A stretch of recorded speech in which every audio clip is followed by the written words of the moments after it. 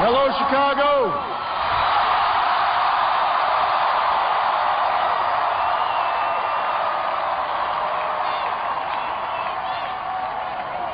If there is anyone out there who still doubts that America is a place where all things are possible, who still wonders if the dream of our founders is alive in our time, who still questions the power of our democracy, tonight is your answer.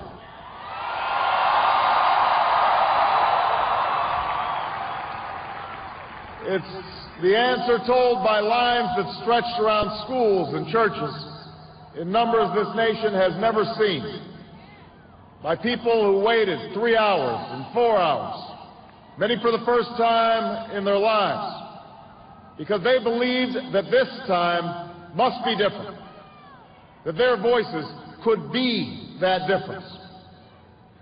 It's the answer spoken by young and old, rich and poor, Democrat and Republican, black, white, Hispanic, Asian, Native American, gay, straight, disabled and not disabled, Americans who sent a message to the world that we have never been just a collection of individuals or a collection of red states and blue states.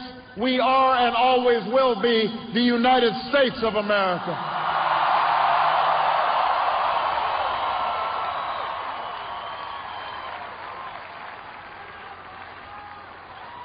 It's the answer that led those who've been told for so long by so many to be cynical and fearful and doubtful about what we can achieve, to put their hands on the arc of history and bend it once more toward the hope of a better day.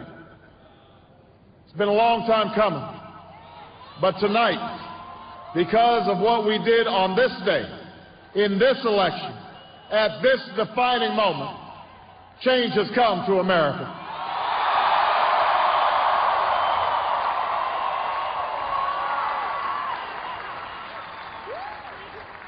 A little bit earlier this evening, I received an extraordinarily gracious call from Senator McCain. Senator McCain fought long and hard in this campaign, and he's fought even longer and harder for the country that he loves. He has endured sacrifices for America that most of us cannot begin to imagine. We are better off for the service rendered by this brave and selfless leader. I congratulate him. I congratulate Governor Palin for all that they've achieved, and I look forward to working with them to renew this nation's promise in the months ahead.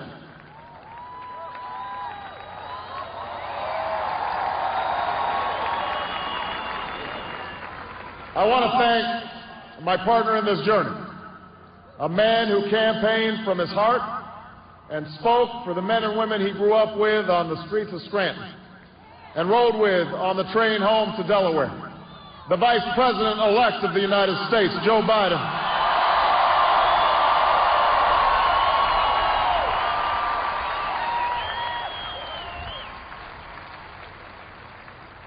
And I would not be standing here tonight without the unyielding support of my best friend for the last 16 years, the rock of our family, the love of my life, the nation's next First Lady, Michelle Obama.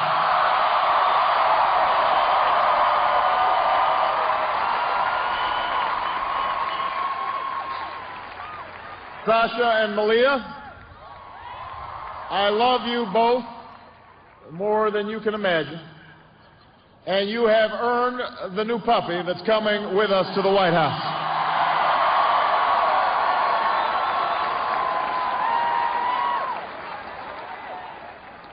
And while she's no longer with us, I know my grandmother's watching, along with the family that made me who I am.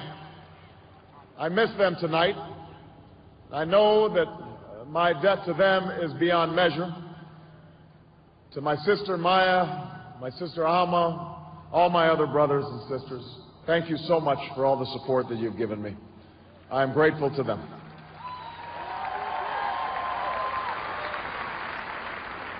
To my campaign manager, David Plouffe,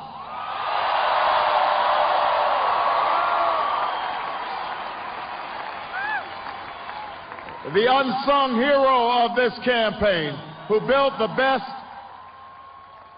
best political campaign, I think, in the history of the United States of America. To my chief strategist, David Axelrod, who's been a partner with me every step of the way. To the best campaign team ever assembled in the history of politics, you made this happen, and I am forever grateful for what you've sacrificed to get it done.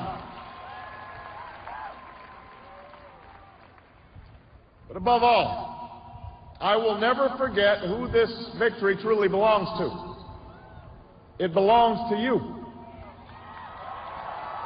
It belongs to you. I was never the likeliest candidate for this office. We didn't start with much money or many endorsements. Our campaign was not hatched in the halls of Washington. It began in the backyards of Des Moines, in the living rooms of Concord, and the front porches of Charleston.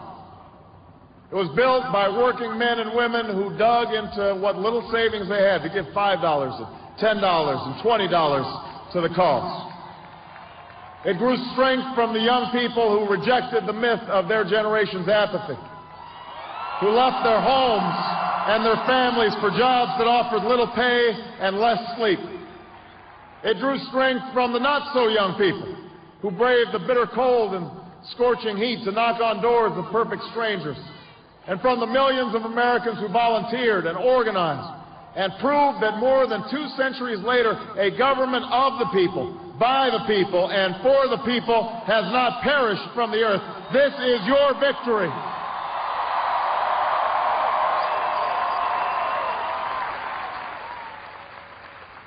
Now, I know you didn't do this just to win an election.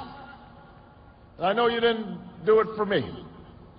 You did it because you understand the enormity of the task that lies ahead. For even as we celebrate tonight, we know the challenges that tomorrow will bring are the greatest of our lifetime. 2 wars, a planet in peril, the worst financial crisis in a century. Even as we stand here tonight, we know there are brave Americans waking up in the deserts of Iraq and the mountains of Afghanistan to risk their lives for us. There are mothers and fathers who will lie awake after their children fall asleep and wonder how they'll make the mortgage, or pay their doctor's bills, or save enough for their child's college education.